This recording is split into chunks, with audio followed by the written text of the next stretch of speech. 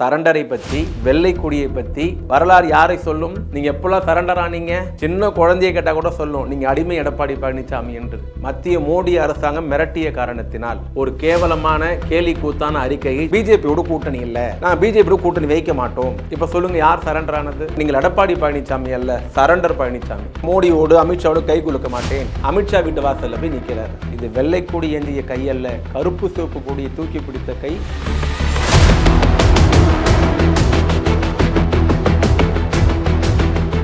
வணக்கம், நான் உங்கள் சைதை சாதிக். திராவிடத்தின் குரல் யூடியூப் சேனல் மூலமாக உங்களை சந்திப்பதில் பெருமை அடைகிறேன். தமிழ்நாடு முதலமைச்சர், திராவிட மாடல் நாயகன், இன்று மாநில சுயாட்சிக்காக போராடி கொண்டிருக்கிற இந்தியாவின் தன்னிறையில்லா முதலமைச்சர் அண்ணன் தளபதி அவர்கள் டெல்லியில் நடைபெறுகிற நிதி ஆயோக் கூட்டத்தில் பங்கு பெறுவதற்கு டெல்லி செல்வதாக தகவல் வெளிவந்திருக்கிறது. இந்த தகவல் வெளிவந்த உடனே அதிமுகவின் பொதுச் செயலாளர், தமிழ்நாட்டின் எதிர்க்கட்சி தலைவர் என்று தன்னைத்தானே சொல்லிக் கொள்கிற அடிமை எடப்பாடி பழனிசாமி அவர்கள் ஒரு அறிக்கையின் மூலமாக தன்னுடைய தொண்டர்களிடத்தில் தன் இருப்பை காட்டிக் கொள்வதற்கு அதிமுக ஒன்ற இயக்கம் தமிழ்நாட்டில் இருக்கிறது என்பதை அடையாளப்படுத்துவதற்காக ஒரு கேவலமான கேலி கூத்தான அறிக்கையை திரு எடப்பாடி பழனிசாமி வெளியிட்டிருக்கிறார். தமிழ்நாடு முதலமைச்சர் டெல்லியிலே சமாதானம் பேச போகிறார், சரண்டராக போகிறார் என்று யாரோ எழுதி கொடுத்த அறிக்கையை வாய்க்கு வந்தபோல் உளறி இருக்கிறார் திரு எடப்பாடி பழனிசாமி அவர்கள். சரண்டரை பற்றி, வெள்ளை கொடியை பற்றி எடப்பாடி பழனிசாமி பேசுவதுதான் இந்த நூற்றாண்டின் மிகப்பெரிய நகைச்சுவை என்பதை யாரும் சொல்லி தெரிந்து கொள்ள வேண்டிய அவசியம் இல்லை. தமிழ்நாட்டு முதலமைச்சரை பார்த்து, யாரை பார்த்து தெரியுமா? டெல்லியோடு சண்டை செய்கிற முதலமைச்சரை,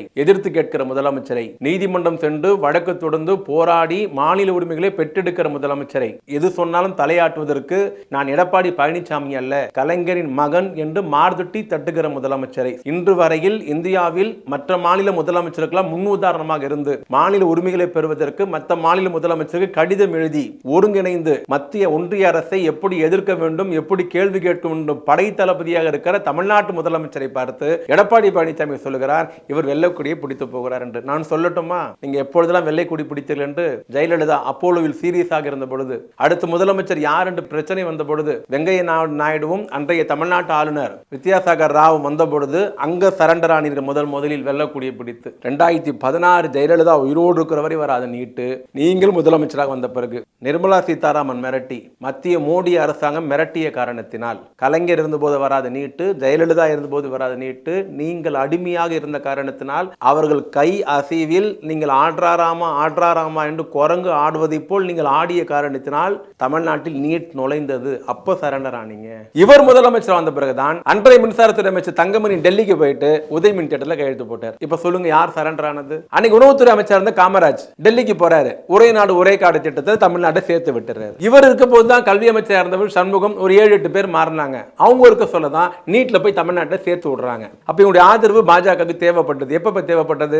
ஜனாதிபதி தேர்தல் வந்தது, அப்ப தேவைப்பட்டது. துணை ஜனாதிபதி தேர்தல் வந்தது, அப்ப தேவைப்பட்டது. சிஏஏ சட்டம், இஸ்லாமிய பெருமக்களுக்கு எதிராக சிஏஏ சட்டம் வந்தது, அப்ப தேவைப்பட்டது. என்ஆர்சி சட்டம் வந்தது, அப்ப தேவைப்பட்டது. காஷ்மீர் 370 அதிமுக ஆதரவு தேவைப்பட்டது. இஸ்லாமிய பெருமக்களுடைய முத்தலக் தடை சட்டத்தில் ஷரியத்தை தலையிட்டாங்க பிஜேபி ஆட்சி, அப்போ தடை சட்டம் அதிமுக ஆதரவு தேவைப்பட்டது. இவையெல்லாம் வலிய சென்று மோடி அவர்களுக்கும் அமித்ஷா அவர்களுக்கும் வலிய சென்று சரண்டர் ஆகி ஆதரவு தந்தது எடப்பாடி பழனிசாமி. சிஏ இருந்தாலும் சரி, என்ஆர்சி இருந்தாலும் சரி, முத்தலக் தடை சட்டமாக இருந்தாலும் சரி, காஷ்மீர் 370 இருந்தாலும் சரி, உதயமின் திட்டமாக இருந்தாலும் சரி, ஒரே நாடு ஒரே காடாக இருந்தாலும் சரி, நீட்டாக இருந்தாலும் சரி, இது வெளியே தெரிஞ்சது. இன்னும் நிர்வாக ரீதியாக பல சரண்டர்கள் அதிமுக எடப்பாடி பழனிசாமி செய்தார். இப்ப லேட்டஸ்ட் சரண்டர் என்னன்னு கேட்டீங்கன்னா, இந்த பார்லிமெண்ட் எலெக்ஷனுக்கு பிறகு நாங்கள் அதிமுகவோட கூட்டணி இல்ல, சட்டமன்ற தேர்தலுக்கு பிறகு சொன்னாங்க பிஜேபியோட கூட்டணி இல்ல, நான் பிஜேபியோட கூட்டணி வைக்க மாட்டோம், எங்கள் இஸ்லாமிய பெருமக்களை உறுதி அளிக்கிறேன், நான் எக்காலத்திலும் மோடியோடு அமித்ஷாவோட கை குலுக்க மாட்டேன், பிஜேபியோட போக மாட்டேன், ஒரு 2 வருஷம் காதுல பூ சுத்திட்டே இருந்தாங்க.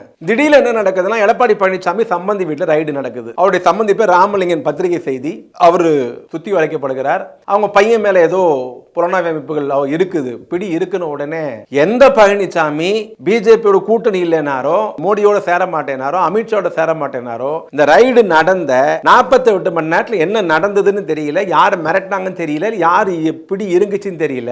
அதிமுக முன்னணி தலைவர்லாம் கூட்டு போய் அமித்ஷா வீட்டு வாசல்ல போய் நிக்கிறாரு. இவர் சொல்றாரு தமிழ்நாட்டு முதலமைச்சர் வெள்ளக்கொடி பிடிச்சிட்டு போறாருன்னு. போனது யாரு?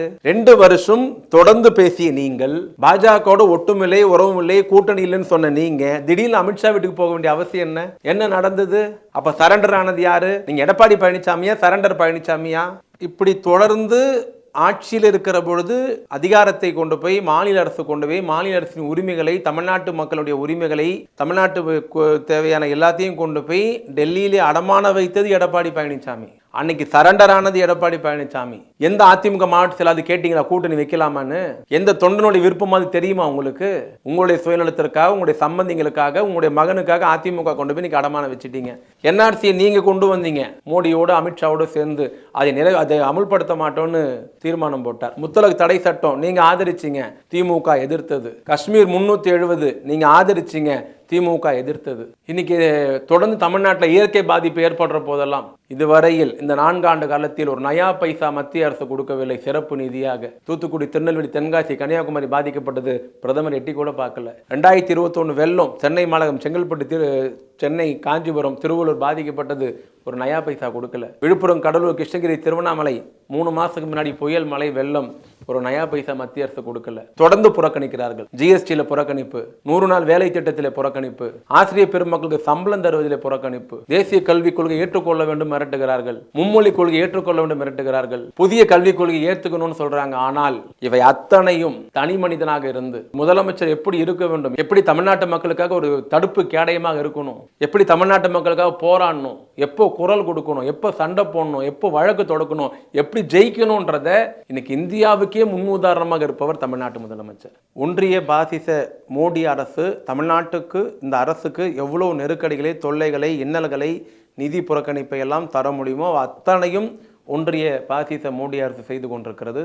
அவை அத்தனையும் கொஞ்சம் கூட அசராமல் நின்று சண்டை செய்கிற முதலமைச்சராக, நின்று கேள்வி கேட்கிற முதலமைச்சராக, நின்று வாதாடக்கூடிய முதலமைச்சராக, களத்துக்கு வந்து போராடக்கூடிய முதலமைச்சராக, இன்று வரையில் மத்திய அரசு ஒரு மாநில முதலமைச்சரை பார்த்து அஞ்சுகிறது என்று சொன்னால் அது தமிழ்நாட்டு முதலமைச்சர் அண்ணன் தளபதி அவர்கள் என்பதில் யாருக்கும் மாற்று கருத்து இருக்க முடியாது. எடப்பாடி பழனிசாமியுடைய அறிக்கைக்கு இன்று தமிழ்நாட்டு முதலமைச்சர் ஒரு காட்டமான பதிலறிக்கையை மிக சூடாக தன்னுடைய கண்டனத்தை பதிவு செய்திருக்கிறார். இது வெள்ளை கொடி ஏந்திய கை அல்ல, கருப்பு சிவப்பு கொடியை தூக்கி பிடித்த கை, அண்ணாவால் தூக்கிவிடப்பட்ட கை, கலைஞரால் வளர்க்கப்பட்ட கை, பேராசிரியர் பக்குவப்படுத்த கை என்று மிக அழகாக தன்னுடைய பதிலறிக்கையிலே தெரிவித்திருக்கிறார். ஆக 2 கைகள் இருக்கிறது.